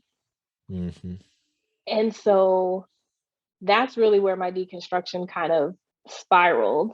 And it wasn't even really a choice. I didn't know it was called deconstruction at that time. I didn't know that's what I was Right. doing, but I was just like, oh, these scriptures about submission and marriage, these are wrong. There's other ways to look at them. It wasn't even initially, oh, the Bible is not true or Jesus never lived or whatever. It Right. wasn't even that. I was like, oh, there's liberating ways to view Yeah. these scriptures. But there was resistance to that in the community I was in. Like I said before, Of largely probably course. because folks were experiencing those same types of dynamics and that would unravel a lot in their own lives. Um, I think about it kind of like how uh, Vashti was treated in Esther. Bible reference for those who are triggered for that. Trigger warning But right here. trigger warning for the Bible. It's kind of how Vashti was treated. Xerxes was being abusive toward her. She said, I'm not going to do that. And she was banished primarily because of the example that was set for other wives Hmm. who were being mistreated. And that's really how it felt in my situation at my church after my Yeah. divorce. I was experiencing liberation and freedom and like I was good. And they couldn't have me on the stage just No. free. What? Yeah. I it's interesting to me. This was so when I got divorced, I was an itinerant minister. I traveled around, I was speaking all over the world. And I remember literally a bit I think a big part of me trying to stay married was all external. It was all because I wasn't happy in my marriage either. And I probably on some level knew it probably would have been better to get divorced. But there was something about this will impact what happens next. This is gonna people don't like divorced Christians. um, but what's interesting to me was the biggest backlash I got was not over my divorce. People were actually relatively supportive and kind, and it probably was because I was really quite radical as far as someone that went around and spoke. And I spoke about grace, I spoke about forgiveness, I had spoken about divorce and things like that before. So a lot of the people following me probably were like kind of primed anyway. In some ways I would intentionally done that. But what's interesting is the backlash was that after my divorce, I would say I really was mourning for the first kind of month, and then I kind of like the penny like dropped. I was like, I'm good. I'm actually way better than I've ever been. And actually, I've been spending the last year trying to make this work. I've been doing therapy. I've been working on myself. I've been trying to, I had the mentality of like, look, if my wife wants to make it work, I'm going to be the best husband ever. But if she doesn't, I'm going to be the best single person ever. I'm just going to work on myself until she decides if she wants to work in this marriage or not. And then she turned around and says, I don't. And I was like, whoa, way off actually in a lot of ways. If you're not going to work Mm-hmm. on this, well, I can't make it happen on my own. So cool. All right. And people hated it. They hated that I Mm-hmm. was happy. They hated it. Like, I think my wife's family hated it at the time. Like, right? They all blocked me. They were like, we can't deal with it. And she couldn't deal with it as well. Actually, because we were great. And I think we still have a great relationship in a lot of ways. I wonder how she's doing, but she's blocked me. But like, I remember she blocked me and she says, look, I can't deal because I can see you're having a great time with your Mm-hmm. friends, like hanging out, and you seem so happy and healthy. And I'm like, I am. And she's like, I'm really happy for you, but I can't see it. And so she had to block me. And I'm like, that's cool, whatever. I think it's important for you to do what you need to do to heal. Mm-hmm. Great. Yeah. But it is so fascinating. Like we can't have a a young black woman that was unhappy in her marriage seem happy now she's left. Fuck, what kind of precedent does that set for 50% of the people in here? Maybe, I don't know, who knows what the percentage of the people in that room that were miserable. But I can imagine a lot of women would have been gone, actually, maybe, right? Yeah. Because you Yeah. you needed that permission, right? You needed to find that permission in Right. one way or another. And if you had seen someone singing from the stage, if you'd seen someone preaching from the stage that had got a woman that had got divorced and was happy and successful and pleased about it, I don't know, right? Would that shorten the time it took for you to figure out maybe this is okay? Like, so there is this huge system at play that does Mm-hmm. not profit from having happy divorced people on the stage. And Yeah, for it's sure. it's terrifying, you know, that again, these systems are built to discourage freedom from abuse. Yeah. Yeah, and that's why I do what I do now. Because, like I said, I was very vocal before about honoring God, why that's the right thing to do, how I was doing it so well, and all the gifts I was receiving in my life and blessings because of me following the rules. Like, I was very vocal about that, very Mm, loud. And I know it inspired people. Like, I remember people saying like how inspiring it was and that type of thing. And so I wanted to be just as loud, if not louder, about like ways that I was wrong, ways that I realized that that was actually harmful, right? That like we mm, shouldn't necessarily be following rules that were built to keep us oppressed. I wanted to be just as loud about that. And, initially that wasn't my goal. Like, I was just gonna go to church, sing, but now I'm like, okay, they they don't value this, right? They don't value me being in a place where I can believe that God wants me to be happy and healthy and liberated. yeah. Yeah.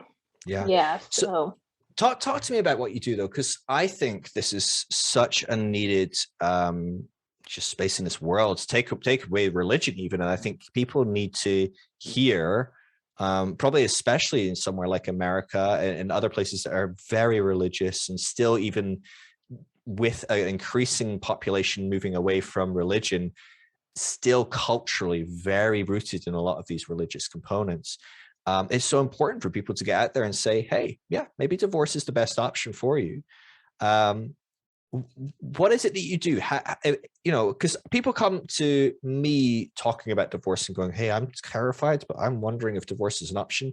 And not everyone is in an abusive situation. In fact, I would say the majority of people in that situation aren't in a particularly abusive. Of course, maybe all marriages can have abusive dynamics, but most people are generally just going, hey, I'm deconstructing and we're drifting apart, or hey, I'm not sure we ever should have got married. We got married at flipping 18 and we knew each other since we were 14. Like I don't even know, I feel like I've not talked to any other guys apart from this one, or whatever. So there's people with lots of different in lots of different places sitting down going, I'm not sure about marriage. Like how do you onboard with people when people come to you? Like, what does that look like? How do people figure this out? yeah. So usually the people that I work with, it's primarily women. I don't exclusively work with women, but that's who I've worked with to this point. And usually they're in an abusive marriage. They know it's an abusive marriage because a lot of times it takes a lot for somebody to even reach out to acknowledge what's going on. So I work with people who are in these abusive relationships and either trying to figure out the strategy for leaving, or just trying to get the confidence to actually leave. Like, they know they want to leave, but Mm, there may still be some things that they're holding on to, like they're not really sure.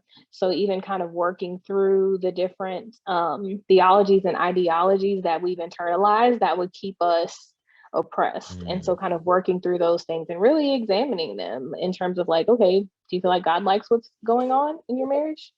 Like, we can Yeah. even start there. If the answer is yes, okay, like let's dig into that, right? Like let's really get into that and see like what, you know, how that has played out in our lives and if we're okay with that, right? Because I don't, as a coach, I don't tell people what to do. Mhm. I just really ask questions and help them kind of examine thoughts toward whatever end that they've expressed that they want. So even if it's just figuring it out, Yeah, I mean, unpacking that's a things, huge that's what step, we isn't do. it? So yeah. Yeah, for Wow. sure. And I can imagine, I mean, there must be so many different barriers there. Like you're talking like theological, but there's also kind of like social structures at Mhm. play. Generally speaking, a lot of people in these abusive and religious dynamics, a lot of women, especially women, are less likely to have a job, less likely to have a way to pay bills if they end up out on the streets. And you know, my experience of domestic abuse is well, thankfully not personal, but also fairly ancillary. I only have talked to so many people and really know the stories of people that have gone through that to such a small degree. Um, And so I can't even imagine like the pressures and also living in that scenario, living in under abuse as well. I can't imagine it does much for your self-belief to that you can go out and do this on your own. Mhm. Yeah, where do people start with stuff like that? Like, you know, if someone comes to you and says, look, I want out, and maybe they've made that jump, and maybe they've gone, okay, theologically, I can tick the box. I know God wants me out of this, and but I don't even know how to begin. Are there good resources out there for people that are trying to make those jumps? Yeah, so I think it depends on where people live. You know, there are different resources by city and state and that type of thing. But I also really encourage people to examine their personal networks. Do they have family? Do they have friends that Mm, would be able to support them? If they're trying to move out, you know, is there somewhere where they could move? Even if they don't have a job, you know, like can they talk to somebody about staying there without a job? If they have a degree or professional experiences, like, you know, can you pursue that type of thing, even though it's been a while? What would that look like to get a job? Or what would that look like to talk to family about supporting you? That type of thing. yeah, Because it's not easy. Like you said, yeah, those are real structural barriers that are really designed to keep women oppressed under these systems. So it's definitely not an easy thing. yeah, And I don't approach it that way at all, but I think it's important that people know what the options are. Like either you can take this yeah, struggle of trying to get out, or you can take the struggle that you're in, you know. And it's like, again, for me, yeah. where's the hope, right? Which pathway Mm. has some hope, and hope of having something different at the end. Yeah, no, that's huge, isn't it? I mean, we talk about the pain of leaving versus the pain of staying, and yeah, I mean, I think most people listening to this, even if they're in a happy marriage, can understand that dynamic from maybe leaving church, maybe leaving the faith, maybe some of the dynamics in their family that have been toxic, where they've had to draw boundaries. It is hard and sometimes we do weather a lot of pain before we are Yeah. going, this is more painful than actually um, than moving on the other side. And I am always intrigued by this as well. I wonder, this is kind of like jumping back into the faith component, but you know, I've heard the statement thrown around a lot. I've not looked at the data behind it. I don't know if it's true, but I've heard that on average, people that are in abusive situations return to abusive situations up to 7 times. Is that accurate? Have I heard that? Yeah, I've heard that and read that in quite a few places. Yeah. And I wonder how much that plays in. There's obviously there's stuff going on in the head, right? As far as the Yeah. neural pathways and the support systems in place and all sorts of different things, self-belief. And I do wonder how much that plays into how hard it is for people to leave faith as well.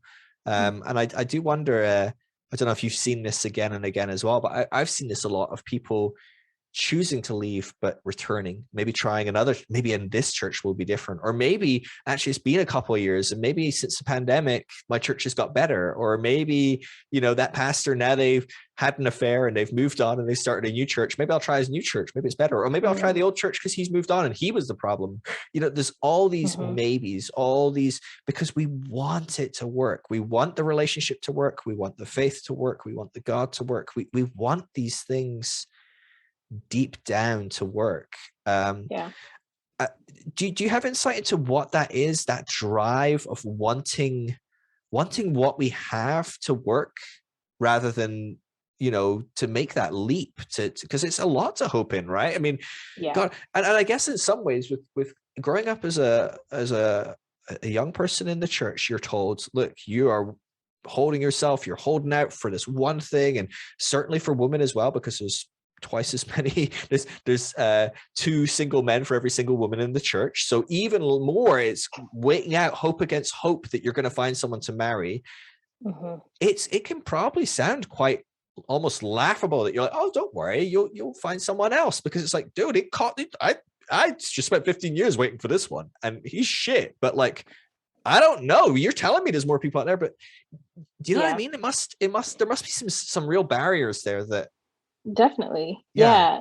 There's so many layers. Like you said, there's definitely like trauma, how trauma influences the brain. And so like doing something new, even though it may be like quote unquote better, it's different. And so that can set off like different trauma reactions. Again, I'm not a therapist, so you can talk to a therapist about like exactly how that works, but I know that doing something new is like harder, like it's just Yeah. it's harder for the brain.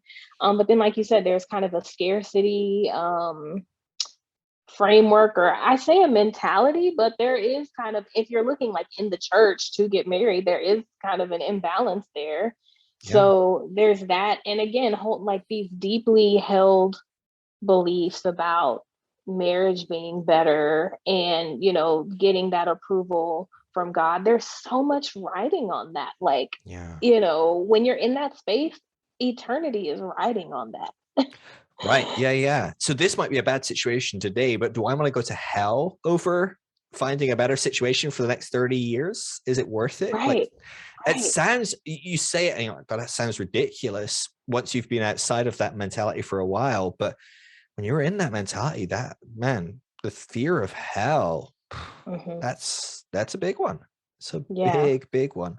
Yeah. Yeah. Yeah, for sure. Yeah. And there's also just the idea of, like you said, kind of not knowing uh what the future is going to be, and so not knowing if you can have hope for something else, um and not knowing, and also that just being harder, like, and I've thought about this recently too.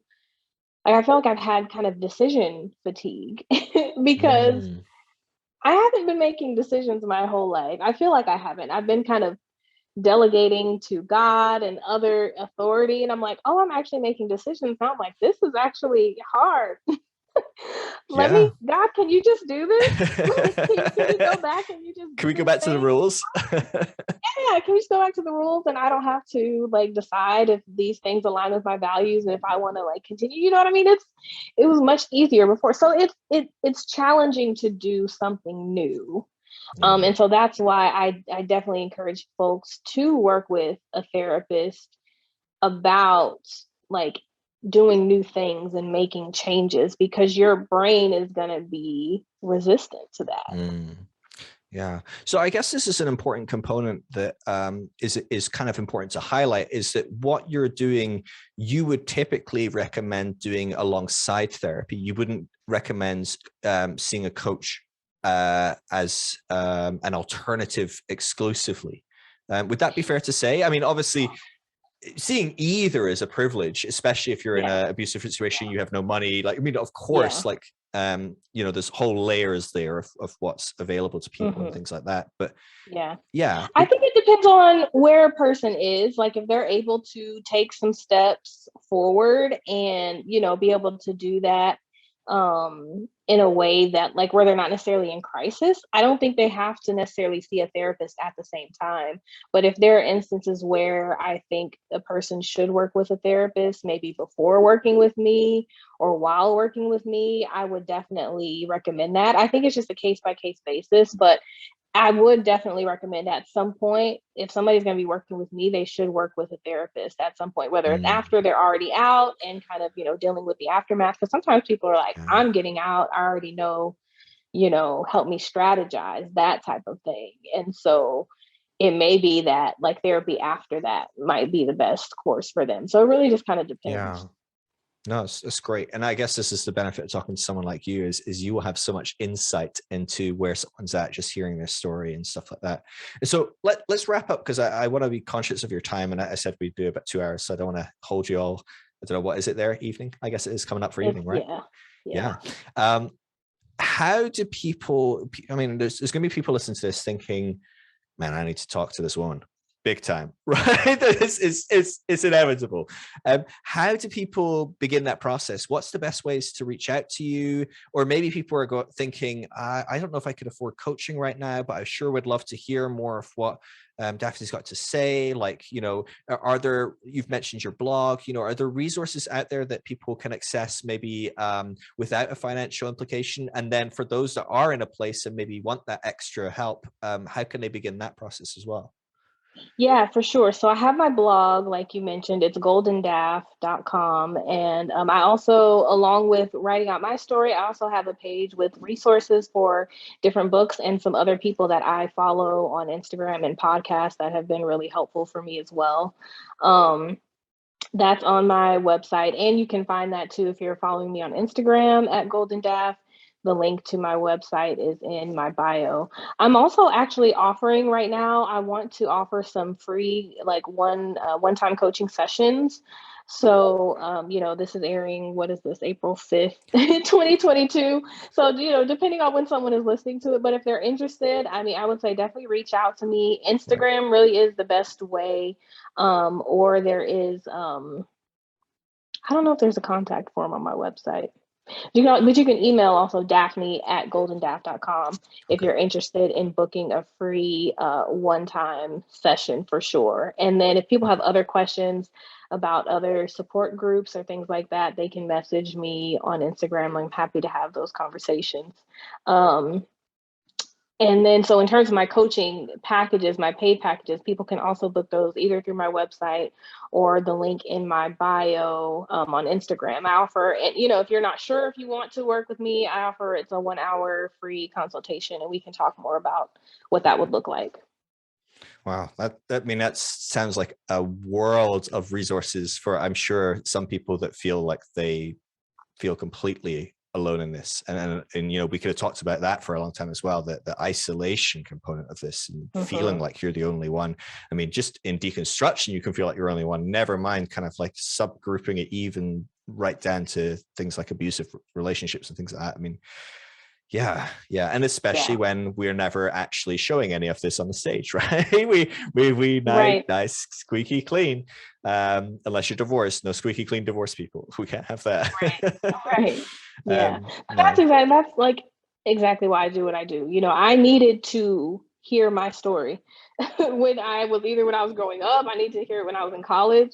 I needed to hear that the rules don't work, and like it's okay to actually take care of yourself. It's okay to seek your own happiness in relationships. Relationships don't have to drain the life out of you. Like especially now when there's so little we have control over in our lives and in our world, it's such a blessing to be able to find and pursue life giving relationships in Mm, places where I can be myself and be safe and be seen and be loved. Because that was never the case for me in church. That wasn't the case in my marriage. And it wasn't going to be the case if I still held on to the same beliefs that I had. Right. So that's really why I do what I do. yeah. Well, honestly, it sounds like such rewarding work, and it's certainly extraordinarily important. Yeah. I'm already thinking of people that have reached out to me that I forgot to mention you because I just juggle 110 things at once and I never remember anything. But I'm already thinking, oh, maybe I should touch base with that person again and see how they're doing and recommend you. Do you have a time frame? Because I can probably move my podcast schedule, because right now you're kind of scheduled to come out, I think, in about June. Oh, So in June. Oh, if you've got like a time frame, because you're saying you've got some spaces that you might be able to do a one-on-one or something, if are you thinking you're going to be doing that in the next kind of month or so, or do you it's not think you really a might see time some? frame. Okay. Yeah, I know. I just want to offer 9. I started with 10, and so one person already took advantage of that. So I Okay, want to offer 9 more slots. So just kind of when those cool. are gone, that's when I'll I'll close try them. and bump this podcast up so people listening to this, I've given you the best odds you got, right? But I can well imagine there's more than enough people in this world that need your help. And so yeah, I really hope that whatever you believe, the universe, the stars collide, the coincidence, whatever, I hope the right people get in your hands, because honestly this is really, really good work. And I'm really so appreciate you coming on. It's been really, really great chatting. I feel like we could have talked about a million different things. I kept feeling the Absolutely. tug in different directions. So I was trying to be on my best behavior today. But Great. yeah, It was great. It's sometimes funny. I've been on other podcasts and have conversations and like, do we need to do a part two? Like, we will it's so definitely have layered. you back on at some point. It would be really, really fun to have you back on, and we can talk about a whole bunch of other things or dive into some of this a lot deeper as well. That'd be great. I'd love to. So Well, yeah, thanks so much for absolutely. having me. Awesome. Well, enjoy the rest of your evening. I'm going to head to bed because it's coming up for midnight. So Oh wow, yeah. okay.